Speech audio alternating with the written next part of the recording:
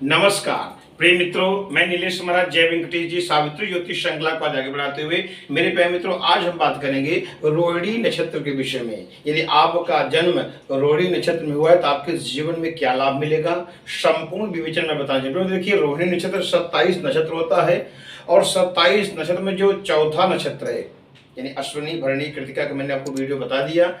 चौथा नक्षत्र जो है इसे बोलते हैं रोहिणी नक्षत्र, क्योंकि दक्ष प्रजापति की जो पुत्री थी 27 थी। 27 पुत्रियों में जो सबसे सुंदर पुत्री थी, कन्या थी, ये रोहिणी थी।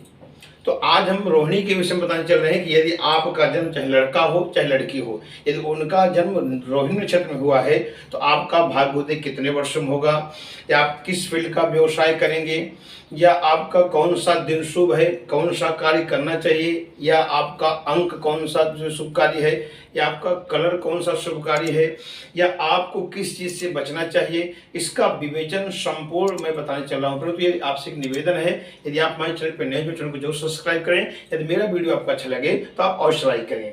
आगे बढ़ते हैं। आज का जो मुख्य विषय है कि रोहिणी नक्षत्र में जन्म लेने वालों का भाग्योदय कब होगा, इनका विवाह कब होगा, ये कौन सा व्यवसाय करेंगे, किस फील्ड की नौकरी करेंगे, इनका शुभ दिन कौन सा होगा, शुभ अक्षर कौन सा होगा, शुभ कलर क्या है, संपूर्ण विवेचन में बताने। तो सबसे पहले मैं कुछ यहाँ लिखा हुआ, आप इसे समझ लीजिए कि रोहिणी नक्षत्र, तो नक्षत्र के जो स्वामी होते हैं ये चंद्रमा होते हैं। तो पहले तो आप ये समझ लीजिए कि रोहिणी नक्षत्र के जो स्वामी हैं चंद्रमा है। सेकंड समझ लीजिए चंद्रमा की दशा, जो भी व्यक्ति रोहिणी नक्षत्र में पैदा होगा तो उनका स्वामी चंद्रमा हो गया। और चंद्रमा की जो महादशा होती है ये 10 वर्ष की महादशा, माने चंद्रमा का 10 वर्ष का बताया गया है। इनके जो देवता जो होते हैं प्रजापति यानी ब्रह्मा हो गए। और इनका जो रोहिणी का जो तत्व बताया गया है ये पृथ्वी तत्व बताया गया है। हर नक्षत्र मैंने बताया 4 चरण होता है। तो रोहिणी नक्षत्र का जो 4 चरण है तो चारों चरण ही वृषभ राशि में आते हैं। यदि आपका जन्म जो है रोहिणी नक्षत्र में हुआ है तो रोहिणी नक्षत्र का जो चारों चरण होता है ये वृषभ राशि में आता है। और इसके स्वामी जो होते हैं शुक्र होते हैं। वृषभ के स्वामी जो है शुक्र होते हैं। इनका शुभ दिशा जो है दक्षिण बताया गया है। यदि आपका जन्म रोहिणी नक्षत्र में हुआ हो या आपका वृषभ राशि हो तो सबसे अद्भुत दिशा आपको होता है दक्षिण दिशा, क्योंकि जब भी आप घर से निकलें तो थोड़ा दक्षिण साइड में दिशा में जाकर के फिर यात्रा प्रारंभ करें। जैसे कोई भी शुभ कार्य के लिए आप जाना चाहते हैं तो जिनका भी रोहिणी नक्षत्र में जन्म हुआ होगा और उनका वृषभ राशि होगा तो उनको थोड़ा सा दक्षिण दिशा में यात्रा करके फिर जो है अपना यात्रा प्रारंभ करें तो बहुत ही शुभकारी होगा और लाभकारी होगा। आपका शुभ रंग कौन सा है, जिनका भी रोहिणी नक्षत्र में जन्म होगा वृषभ राशि होगा तो सफेद, नीला और पीला, ये 3 कलर आप अगर धारण करेंगे तो इससे आपका अद्भुत जो है लाभ मिलेगा और आपका शुक्र मजबूत होगा। आपका हर कार्य में सफलता आपको प्राप्त अवश्य होगा।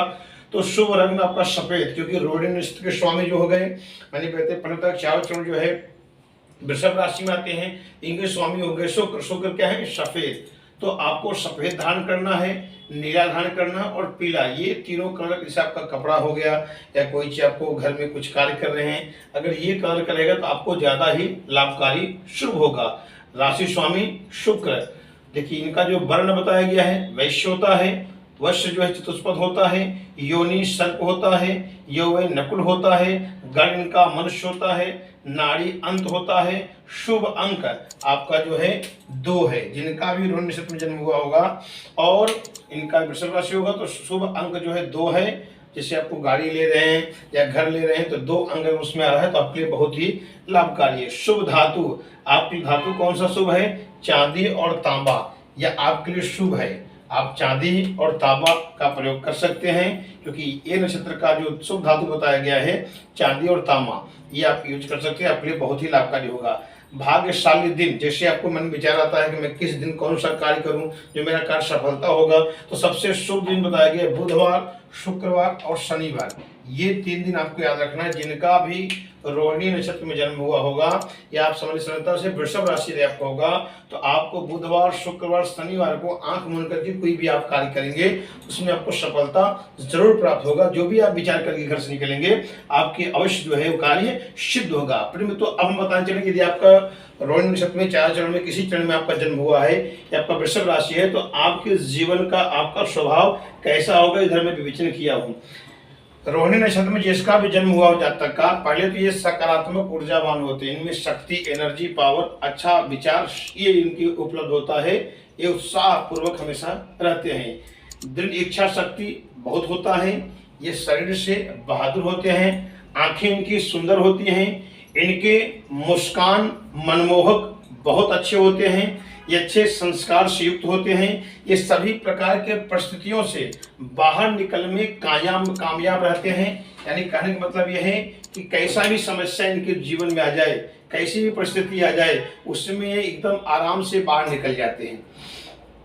ये नए विचारों के जीवन में अपनाते हैं। कोई भी अच्छा विषय इनको, कोई भी बात लग जाए, उस चीज को नया नया खोज करते रहते हैं, अपने जीवन में उसको चीज को ही उतारते रहते हैं।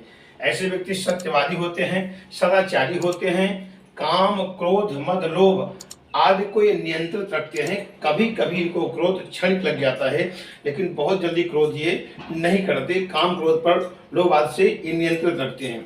समय के महत्व को ये समझते हैं। ये बहुत मुख्यतः पॉइंट है कि जिनका भी रोहिणी नक्षत्र में जन्म हुआ होगा, ये समय को बहुत ध्यान देते हैं और समय की कीमत को समझते हैं। तो समय के महत्व को समझते हैं। व्यक्ति के जो देखा गया है तेजस्वी होते हैं और ये प्रेम में अधिक रुचि रहते हैं कि ये सांसारिक भोग विलास को अधिक भोगते हैं। ये पैसा भी कमाते हैं, लग्जरियस, क्योंकि मैंने पहले बता दिया कि रोहिणी नक्षत्र जो स्वामी हो गए, जो है शुक्र हो गए वृषभ राशि के, तो शुक्र क्या है, लग्जरियस है। जो भी हम सुबह शाम जो खान पान करते हैं, ये सब शुक्र का कारक है। ऐसे व्यक्ति बहुत धन भी कमाते हैं, लेकिन एंजॉय भी करते हैं। घूमने टहलने में, बाहर देश जाने में बहुत ही इनको आनंद आता है। हर खुशी को ये हासिल करते हैं और ये सांसारिक भोग विलास को अधिक भोगते हैं।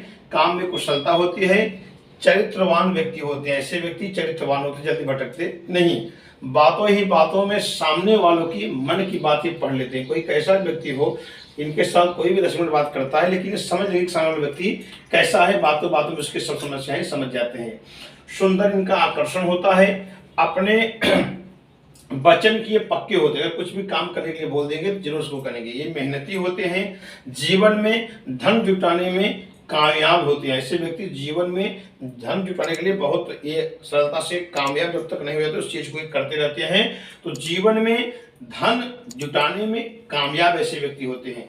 यदि रोहिणी नक्षत्र पीड़ित हो तो यहाँ समझने की बात है, तो थोड़ा गुणों में कमी आ जाता है। ये मैं पॉइंट जो लिखा हूँ, अगर रोहिणी नक्षत्र आपका पीड़ित है, समस्या है, तकलीफ है, तो समझ लीजिए कि व्यक्ति का थोड़ा सा क्षणिक क्रोध हो जाना, व्यक्ति शंका कुशंका करना, व्यक्ति अपने आगे किसी को सेटना नहीं, व्यक्ति अपना हिम्मत रखना, समाज से थोड़ा दूर रहना, हर चीज करेंगे, लेकिन थोड़ा इनका मन थोड़ा सा चंचल स्वभाव हो जाएगा और अहंकारी आ जाता है। व्यक्ति को थोड़ा अहंकार भी आ जाता है और व्यक्ति क्रोध भी करना शुरू कर देता है। लेकिन जब रोहिणी नक्षत्र पीड़ित हो, तब उसका मैं उपाय बताऊंगा आपको करना क्या चाहिए। ये जो है माता का ये भक्त होते हैं। पिता से इनका अधिक सुख नहीं मिलता, पिता से इनको सुख ज्यादा नहीं मिल पाता। वैवाहिक जीवन व्यवधान थोड़ा समस्याएं आता है इनके जीवन में, वैवाहिक जीवन थोड़ा सा समस्या इनके जीवन में आता है। बहन का सुख इनको कम मिलता है। और ये व्यवसाय किस फील्ड करते हैं, जिनका भी रोहिणी नक्षत्र में जन्म हुआ होगा या वृषभ राशि होगा, इनका जो व्यापार करना ये बहुत पसंद करते हैं। कोई भी व्यापार बिजनेस करना ये पसंद करते हैं। सरकारी ओहदे पर होते हैं, योग साधना से जुड़े धन कमाते हैं। ड्राइवर या गाड़ी चलाने का व्यवसाय अधिक इनको योग रहता है, बढ़िया उसमें लाभ इनको मिलता है। ट्रांसपोर्ट, बागवानी, फैशन इंडस्ट्री के लिए, कपड़ों बनाने के लिए बहुत ही ये इसमें अद्भुत इनका नियम होता है। अगर ये कार्य करेंगे सफलता, जैसे इनको बागवानी का होगा कार्य, फैशन इंडस्ट्री के लिए कपड़े बनाने का योग इनमें रहता है और काफ़ी ये ग्रोथ करते हैं। ये गायक भी होते हैं, संगीतज्ञ भी होते हैं, चित्रकार बढ़िया होते हैं, लेखक अच्छा होते हैं। इनके जीवन में काफ़ी ही ग्रोथ होता है। इस सब चीज़ से ये आगे बढ़ते हैं। एक्टिंग लाइन में जा सकते हैं, बढ़िया लेखक हो सकते हैं, बढ़िया सिंगिंग हो सकते हैं, बढ़िया डिजाइनर हो सकते हैं और अच्छे कपड़े पहनने के शौकीन होते हैं, अच्छे खान पान के शौकीन होते हैं, अच्छे घूमने के शौकीन होते हैं। लग्जरियस सुख जितना रतन के जीवन में सब प्राप्त होता है। विवाह का इनका जो भाग बताया गया, 23 वर्ष इनका जो भाग शुरू होता है, 23 से 27 वर्ष के बीच में इनका विवाह का अद्भुत योग बन जाता है। भाग्योदय इनका 27 वर्ष के बाद प्रबल भाग्योदय होता है। 21 वर्ष से प्रारंभ होता है, लेकिन जब 27 क्रॉस करते हैं तो इनके जीवन में काफी ही भाग्योदय होता है, काफी ग्रोथ करते हैं। मान लीजिए ये जो मैं नियम बताया या आपको ये लाभ नहीं हो पा रहा है, आपका जो है रोहिणी नक्षत्र है, चारों चरण में किसी चरण में आप जन्म लिए हैं, तो आपका वृषभ राशि हो गया, तो वृषभ के स्वामी हो गए शुक्र। तो आपको करना क्या चाहिए, सबसे पहले आप नियम बना लीजिए शिव जी की पूजा।